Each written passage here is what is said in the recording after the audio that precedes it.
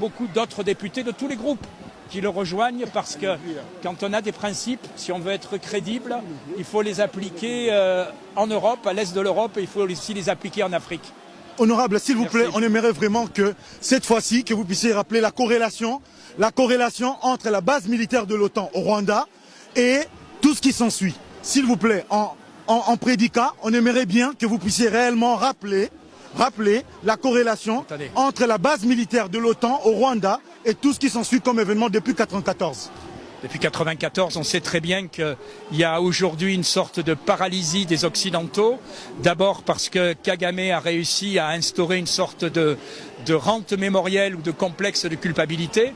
Après, vous l'avez dit, il y a cette histoire de base de l'OTAN. Vous voyez aussi l'accord qu'ont passé les Britanniques, même s'il a été cassé pour récupérer un certain nombre de sans-papiers. Et puis il y a surtout toutes les sociétés qui achètent ces minerais. Voilà.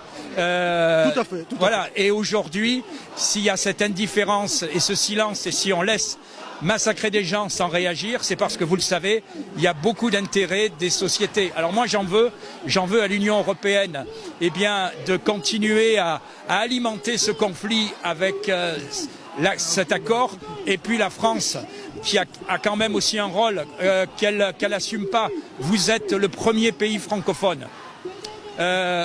On devrait avoir dans ce rôle, dans ce drame, un rôle de médiateur. J'ai envie de vous dire, on a un rôle de spectateur.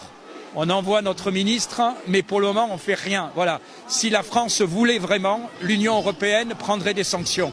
Et il faut arrêter cette complaisance vis-à-vis de M. Kagame et vis-à-vis du Rwanda. Nous osons croire que la France n'est pas que le président Macron.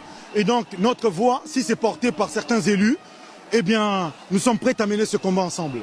Moi, je suis prêt à mener ce combat avec tous les élus qui, tout simplement, disent que quand on a des principes, ils sont valables à la fois à l'est de l'Europe et à la fois au centre de l'Afrique. Merci honorablement. Merci.